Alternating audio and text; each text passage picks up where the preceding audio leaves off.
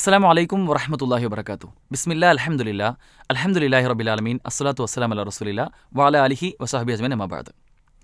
പലപ്പോഴും നമുക്കൊക്കെ ഉണ്ടാവുന്ന ഒരു ചിന്ത, പലരെയും പല ആളുകളും പല രൂപത്തിലും കളിയാക്കാറുണ്ട്. ആ കളിയാക്കുന്നതൊക്കെ അത്ര വലിയ സംഭവമായി കാണാത്ത ആളുകളെയും കാണാൻ സാധിക്കും. പക്ഷേ ആ കളിയാക്കലിലൂടെ ഉണ്ടാവുന്ന, കളിയാക്കപ്പെടുന്ന വ്യക്തിക്ക് ഉണ്ടാവുന്ന മാനസികമായ ബുദ്ധിമുട്ടുകളോ പ്രയാസങ്ങളോ ഒന്നും നമ്മുടെ ചിന്തയിൽ പോലും വരാറില്ല. നിങ്ങൾ അടിച്ചോക്കൂ, ബോഡി ഷെയ്മിങ് എന്നത്, അല്ലെങ്കിൽ മറ്റൊരാളെ അവരുടെ ശരീരത്തിൻ്റെ ആകൃതിയും പിന്നെ രൂപവും അതിൻ്റെ ചേലും കോലവും വർണ്ണവും ഒക്കെ വെച്ച് കളിയാക്കുക എന്ന ഒരു സമ്പ്രദായം ഇന്ന് വർദ്ധിച്ചു വരികയാണ്. ചെറിയ കുട്ടികളിൽ പോലും പരസ്പരം അങ്ങോട്ടും ഇങ്ങോട്ടും കളിയാക്കുന്ന, പ്രായമായ ആളുകൾ പ്രത്യേകിച്ചും സ്ത്രീകളൊക്കെ അങ്ങോട്ടും ഇങ്ങോട്ടും പല പേരുകളും പലതിനെയും കുറിച്ച് താരതമ്യം ചെയ്തുകൊണ്ടൊക്കെ പറയുന്ന ചില ഉദാഹരണം പറയുന്നത് നിങ്ങൾക്ക് പെട്ടെന്ന് മനസ്സിലാവും. ചിലർ പറയാറുണ്ട്, പിന്നെ കുറേ ആയിട്ട് കാണാത്ത ഒരു ആളെ കാണുമ്പോൾ പറയുന്നൊരു ചില ഡയലോഗുകളാണ് ഇതൊക്കെ. നമ്മളിൽ ഇത്തരം ഡയലോഗുകൾ വരുന്നുണ്ടോ, അല്ലെങ്കിൽ നമ്മളുമായി ബന്ധപ്പെട്ട ആരെങ്കിലും ഇത് പറയുന്നുണ്ടോ എന്ന് ഇവിടെ നിന്ന് ആലോചിച്ച് നോക്കിയാൽ മതി. കാണാത്ത ഒരാളെ കാണുമ്പോൾ തടിച്ച് കൊഴുത്തുണ്ടല്ലോ, പിന്നെ ഒന്ന് മെലിഞ്ഞു പോയി കഴിഞ്ഞാൽ മെലിഞ്ഞ് പെൻസിൽ പോലെ ആയല്ലോ, നീളം വെച്ച് ഹൈറ്റ് വെച്ച് ജിറാഫിനെ പോലെ ആയല്ലോ. ചില ആളുകൾ പറയുന്ന വാക്കുകളാണ്. അല്ലെങ്കിൽ അവൻ്റെ മുടി ഒന്ന് നോക്കിയേ, മുള്ളംപന്നിയെ പോലുള്ള മുടി എന്നൊക്കെ പറഞ്ഞ് പലതിലേക്കും ചേർത്ത് വായിച്ച് താരതമ്യം ചെയ്യുന്ന ഒരു കൂട്ടം ആളുകളുണ്ട്. ഇത് ഇങ്ങനെ താരതമ്യം ചെയ്യുക എന്നത് നോർമലായ ഒരു സംഗതിയായിട്ട് അവരുടെ മനസ്സിൽ കാണുകയാണ്. അത് ആ താരതമ്യം ചെയ്യപ്പെടുന്ന ആ വ്യക്തിക്ക് ഉണ്ടാവുന്ന മെൻ്റൽ ട്രോമ. ഒരു വ്യക്തി മെലിഞ്ഞിട്ടാണ് എങ്കിൽ ആ മെലിഞ്ഞത് കൊണ്ട് ആ വ്യക്തിക്ക് ഉണ്ടാകുന്ന കുറേ പ്രശ്നങ്ങളുണ്ട്, പ്രയാസങ്ങളുണ്ട്. അത് പലപ്പോഴും ആ വ്യക്തി ആരോടും പറയുന്നുണ്ടാവില്ല. അത് മാറാനുള്ള, ഒന്ന് തടിക്കാനുള്ള പല ശ്രമങ്ങളും നടത്തി പരാജയപ്പെട്ടതായിരിക്കും. പക്ഷേ ആ പേരും പറഞ്ഞ് അവരെ കളിയാക്കുമ്പോൾ, ഒരു സമൂഹ മധ്യത്തിൽ 4 ആൾ കൂടുമ്പോൾ കളിയാക്കി പരിഹസിച്ച് ചിരിക്കുമ്പോൾ അവർക്കുണ്ടാകുന്ന മാനസികമായൊരു ആഘാതമുണ്ട്, ആ മുറിവുണ്ട്. അതിൻ്റെ വലിപ്പം നമ്മൾ തിരിച്ചറിയേണ്ടതുണ്ട്. ഇങ്ങനെ ഏതുമായിട്ടൊക്കെ കളിയാക്കുമ്പോൾ നമ്മൾ ചിന്തിക്കേണ്ടത്, നമ്മുടെ വാവിട്ട വാക്കും കൈവിട്ട ആയുധവും ഒരിക്കലും തിരിച്ചെടുക്കാൻ പറ്റില്ലെന്ന് പറയാറുണ്ട്.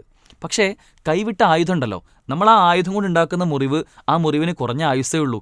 ചിലപ്പോൾ ആ മുറിവൊന്ന് ഉണങ്ങി കഴിഞ്ഞാൽ അത് പോവും. പക്ഷെ നമ്മൾ വാവിട്ട വാക്ക്, നമ്മുടെ നാവിലൂടെ വന്ന ആ വാക്കും വാചകവുമൊക്കെ അതുണ്ടാക്കുന്ന മുറിവ്, അതൊരു പക്ഷേ ഉണക്കാൻ കഴിയാത്ത മുറിവായിരിക്കും. ഒരുപക്ഷെ തലമുറകളോളം പാസ് ചെയ്യപ്പെടുന്ന, ഒരുപക്ഷെ 1-2 തലമുറകൾക്ക് ശേഷം അവരുടെ മക്കളും പേരക്കുട്ടികളും വരെ അന്ന് പറഞ്ഞ ആ വാക്കിനെ ആലോചിച്ചുകൊണ്ട് അതും എടുത്തുകൊണ്ട് ശത്രുത കാത്തു സൂക്ഷിക്കുന്ന അവസ്ഥ വരെ ഉണ്ടായ ചരിത്രങ്ങളുണ്ട്. അതുകൊണ്ട് നമ്മൾ സംസാരിക്കുന്ന സംസാരങ്ങളെല്ലാം ഏറ്റവും നല്ല രൂപത്തിലായിരിക്കണമെന്നാണ് ആമുഖമായിട്ട് ഓർമ്മിപ്പിക്കുന്നത്. ഇങ്ങനെയുള്ള കളിയാക്കലുകൾ, അല്ലെങ്കിൽ ഇത് പലപ്പോഴും കാണുന്നത്, ഏറ്റവും കൂടുതലായിട്ട് കണ്ടുവരുന്നത് നിറത്തിൻ്റെ പേരിലുള്ള അധിക്ഷേപമാണ്. അതായത് വെളുപ്പ് നിറമല്ലാത്ത മറ്റെന്തെല്ലാം നിറങ്ങളുണ്ടോ, അത് കറുപ്പാവണമെന്നില്ല, കറുപ്പിലേക്ക് എത്തുന്ന കുറച്ച് ബ്രൗൺ നിറമോ ഒക്കെ ആണെങ്കിൽ പോലും അതിനെ ഭയങ്കരമായിട്ട് അധിക്ഷേപിക്കുന്ന ഒരു പ്രകൃതം, ഒരു സ്വഭാവം നമ്മൾ ഇന്ന് കണ്ടുവരുന്നുണ്ട്. ഇതൊരു പക്ഷേ കേരളത്തിൽ നമ്മളെപ്പോലുള്ള കുറച്ച് ആളുകൾ മാത്രം കാണുന്നതെന്നല്ല, ആഗോള അടിസ്ഥാനത്തിൽ തന്നെ അത്തരത്തിലുള്ള ചില സ്വഭാവങ്ങൾ നമ്മൾ കണ്ടുവരുന്നുണ്ട്. അതിനുള്ള പല ഉദാഹരണങ്ങളും കാണാൻ കഴിയും. ആലോചിച്ച് നോക്കൂ, പിന്നെ ചില ഫുട്ബോൾ ഗ്രൗണ്ടുകളിലൊക്കെ ഇപ്പോഴും പലരുടെയും വർണ്ണങ്ങളുടെ പേരിൽ കറുത്ത നിറമായി പോയി, കറുത്ത വർഗ്ഗത്തിൽപ്പെട്ട ഒരാളായി പോയി എന്നതുകൊണ്ട് അവരെ അധിക്ഷേപിക്കുന്ന, പലതുമായി നേരത്തെ പറഞ്ഞ പോലെ പലതുമായി ചേർത്ത് വായിക്കുന്ന, അവർ കളിച്ചുകൊണ്ടിരിക്കുന്ന സമയത്ത് പോലും അധിക്ഷേപിക്കുന്ന ചില കാഴ്ചകൾ കാണാൻ കഴിയും. അവർക്ക് അത്രത്തോളം അതിൽ മാനസികമായി അവർ തളർന്നു പോകാറുണ്ട്. ഞാൻ പറഞ്ഞ അന്താരാഷ്ട്ര ഫുട്ബോൾ ഗ്രൗണ്ടുകൾ മുതൽ നമ്മുടെയൊക്കെ കുട്ടികൾ തമ്മിലുള്ള പരസ്പരം ഉള്ള സംസാരങ്ങളിൽ പോലും ചില പേരുകളൊക്കെ, ചില മൃഗങ്ങളുടെയൊക്കെ പേര് പലപ്പോഴും ചേർത്ത് വിളിക്കാറുണ്ട്. കുരങ്ങൻ, നായ, പട്ടി എന്നൊക്കെയുള്ള പേരുകൾ പലപ്പോഴും ഇങ്ങനെയുള്ള ആളുകളുമായി ചേർത്ത് വിളിക്കാറുണ്ട്, അവരുടെ നിറത്തിൻ്റെ പേരിൽ അധിക്ഷേപിക്കാൻ വേണ്ടി. ഇതിൽ നമ്മൾ മനസ്സിലാക്കേണ്ട ഒരു കാര്യമുണ്ട്. ഈ കളിയാക്കലുകളുടെയൊക്കെ ഏറ്റവും ആധാരമായി പലപ്പോഴും കൂടുതലായി കാണുന്നത് നിറമായതുകൊണ്ട് അത് നമുക്കൊന്നെടുത്ത് പരിശോധിച്ച് നോക്കാം. നിറത്തിന് എന്തെങ്കിലും പ്രശ്നമുണ്ടോ? ഇസ്ലാമികമായി ഇന്ന നിറം നല്ലത്, ഇന്ന നിറം മോശം എന്ന് എവിടെയെങ്കിലും കാണാൻ കഴിയുമോ? ഒരിക്കലുമില്ല. പക്ഷെ നമുക്കൊരു സങ്കല്പമുണ്ട്, വെളുപ്പ് നിറമാണ് ഏറ്റവും നല്ല നിറം, അതല്ലാത്ത ഏതെല്ലാം നിറങ്ങളുണ്ടോ അതൊക്കെ ഭയങ്കര മോശമാണ്. അപ്പോൾ എല്ലാവരും വെളുപ്പിലേക്ക് എത്താനുള്ള ശ്രമങ്ങൾ നടത്തണമെന്ന് പലപ്പോഴും നമ്മൾ ചിന്തിക്കാറുണ്ട്. അതിനുവേണ്ടിയുള്ള കൊണ്ടുപിടിച്ച ശ്രമങ്ങൾ എത്രത്തോളം? ചെറിയ പ്രായത്തിലുള്ള ചെറിയ കുട്ടികളാവണമെന്നില്ല, കുട്ടികളാവുന്നതിന് മുമ്പ് ഗർഭിണികൾ പോലും പലപ്പോഴും ഗർഭിണികൾക്ക് ഈ കുങ്കുമത്തിൽ ചാലിച്ച പാല് അല്ലേ, അതൊക്കെ പലപ്പോഴും കൊടുക്കാറുണ്ട്, കുഞ്ഞ് വെളുക്കാൻ വേണ്ടിയാണ്. അപ്പോൾ കുഞ്ഞ് ഗർഭത്തിലിരിക്കുമ്പോൾ പോലും വെളുത്ത കുട്ടിയെ പ്രസവിക്കണമെന്ന് ആഗ്രഹിച്ചുകൊണ്ട് അതിനിവിടെ തയ്യാറെടുപ്പുകൾ നമ്മൾ നടത്തുകയാണ്. ഞാൻ കുഞ്ഞ് ജനിച്ചു കഴിഞ്ഞാലോ, എങ്ങാനും ആ കുട്ടി കുറച്ച് കറുത്തതാണെങ്കിൽ അവിടെ തുടങ്ങി, അന്ന് തുടങ്ങി കളിയാക്കലുകൾ. എന്നാലും ആ കുട്ടി കറുത്തന്നെ, അവളെപ്പോലെ ആവുന്ന ഞാൻ പ്രതീക്ഷിച്ചതാണ് എന്നൊക്കെ പറഞ്ഞ് ചിലപ്പോൾ ചിലർ പറയുന്നുണ്ട്, മൂത്തോള് വെളുത്തിട്ടാ ഇവളാപ്പോ എന്ന് പറഞ്ഞാൽ തന്നെ പോയില്ലേ. അങ്ങനെ വെളുപ്പിൻ്റെയും കറുപ്പിൻ്റെയും പേരിൽ പരസ്പരം ആക്ഷേപിക്കുന്ന, പരിഹസിക്കുന്ന കാഴ്ച. ഇനി ആ കുട്ടി വളർന്നു വരുന്ന സമയത്ത് ഒരിത്തിരി കറുത്തൊരു കുട്ടിയാണെങ്കിൽ ഒരിക്കലും വെയിലിലേക്ക് പോരുത്. പിന്നെ വെയിലുള്ളൊരു സ്ഥലത്ത് ആ കുട്ടി ഉണ്ടാവാൻ പാടില്ല എന്ന് പറഞ്ഞ് വെയിലത്ത് പോയാൽ പിന്നെ വീണ്ടും കറുക്കും, പിന്നെ കറുക്കാൻ പാടില്ല എന്ന് പറഞ്ഞ് അങ്ങനെ വളർത്തിക്കൊണ്ടുവരുന്നൊരു സാഹചര്യം. ഞാൻ പറഞ്ഞു, ഇങ്ങനെ വെളുപ്പിന് എന്തോ ഒരു അപ്രമാദിത്വം കൽപ്പിക്കുന്ന, നിങ്ങൾ ചോക്കൂ, നമ്മൾ പലപ്പോഴും പല സദസ്സിലും പറയാറില്ലേ, വെളുത്തു തുടുത്തവൻ. എന്താ കറുത്തു തുടുത്തവനില്ലാത്തത്? അതെന്തുകൊണ്ടാണ്? എന്തൊരു വൈരുദ്ധ്യമാണെന്ന് ആലോചിച്ച് നോക്കൂ. വെളുപ്പിന് എന്തോ പ്രത്യേകമായ ചില സവിശേഷതകൾ ഉണ്ട് എന്ന് പറയുന്ന ഒരു പ്രത്യേകത നമുക്കിവിടെ കാണാൻ കഴിയും. അതിലേക്ക് എത്തിക്കാനുള്ള പല ശ്രമങ്ങളും, കോസ്മെറ്റിക്സ്, സൗന്ദര്യവർദ്ധക വസ്തുക്കൾ ഇന്ന് വളരെ സജീവമായി അതിൻ്റെ വിൽപ്പനകൾ നടന്നുകൊണ്ടിരിക്കുകയാണ്. ലക്ഷക്കണക്കിന് അല്ലെങ്കിൽ ബില്യൺ കണക്കിന് ഡോളറുകൾ പിന്നെ ഇതിനു വേണ്ടി മാറ്റിവെക്കുന്ന, അതിൻ്റെ വ്യാപാരത്തിന് വേണ്ടി മാറ്റിവെക്കുന്ന അന്താരാഷ്ട്ര വിപണി നമുക്ക് കാണാൻ കഴിയും. അവരൊക്കെ ഇന്ന് ഫോക്കസ് ചെയ്യുന്നത് ഇന്ത്യയിലേക്കാണ്, അല്ലെങ്കിൽ നമ്മുടെ കേരളത്തിലേക്കാണ്.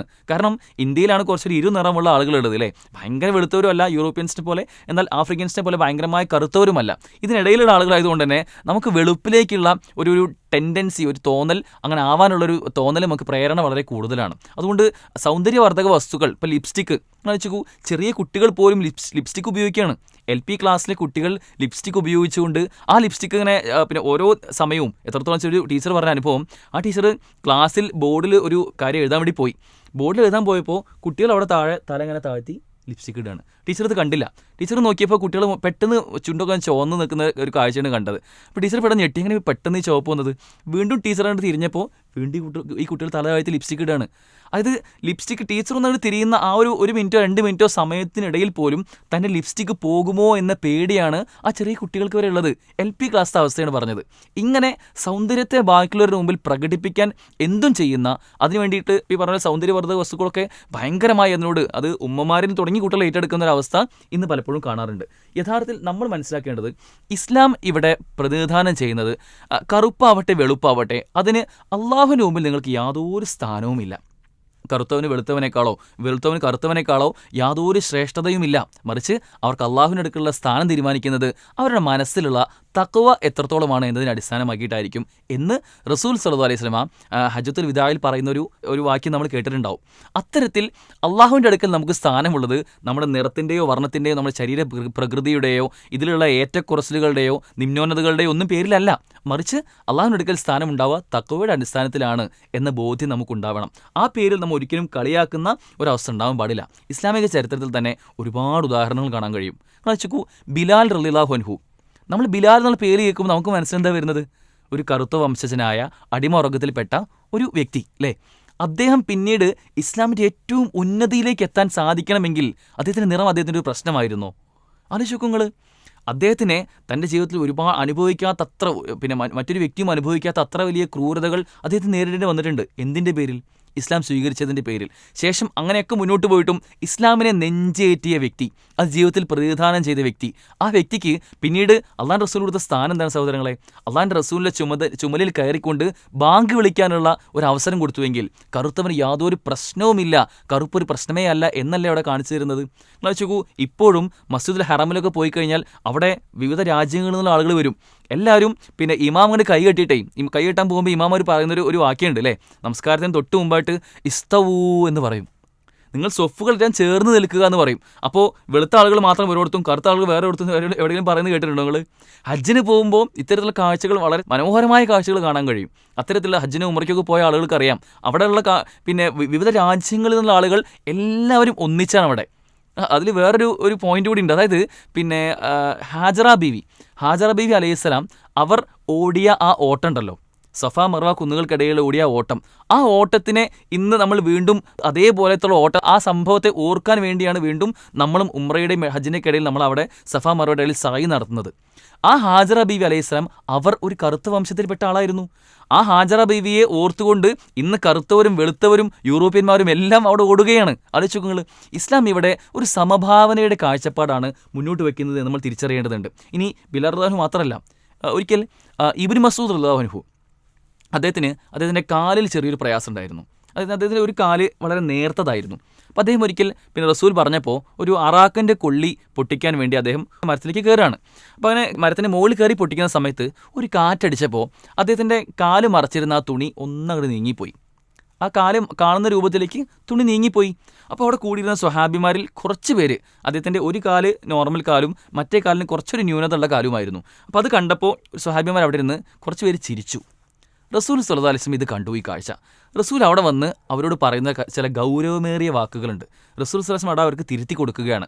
നിങ്ങൾ എന്തിനാണ് ഇവർ ചിരിച്ചത് എന്ന് പറഞ്ഞ റസൂൽ പറയുന്നത്, നാളെ പരലോകത്ത് ഇബ്നു മസ്ഊദിൻ്റെ കാലുകൾ ഉഹുദ് മലയേക്കാൾ ഭാരമുള്ളതായിരിക്കും എന്ന് റസൂൽ അവർക്ക് പറഞ്ഞു കൊടുക്കുകയാണ്.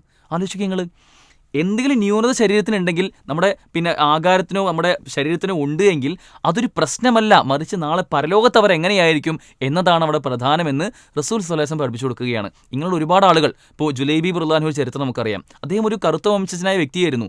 അദ്ദേഹം മദീന പള്ളിയിൽ വെച്ച് ഒരിക്കൽ റസൂലിനോട് ചോദിക്കുന്നുണ്ട്, റസൂലെ, എനിക്ക് ഒരു വിവാഹം കിട്ടാൻ സാധ്യത വളരെ കുറവാണ്. ഞാൻ കറുത്ത വംശജനാണ്, ഞാൻ ഇരുണ്ടവനാണ്, ഞാൻ കുറുകിയവനാണ്, എനിക്കൊരു കുടുംബ മഹിമയില്ല എന്നൊക്കെ പറഞ്ഞ് റസൂൽ ചോദിച്ചപ്പോൾ മറുപടി പറയുന്നുണ്ട്. അപ്പോൾ റസൂൽ അദ്ദേഹത്തിന് ഒരു വിവാഹം ശരിയാക്കി കൊടുക്കുകയാണ്.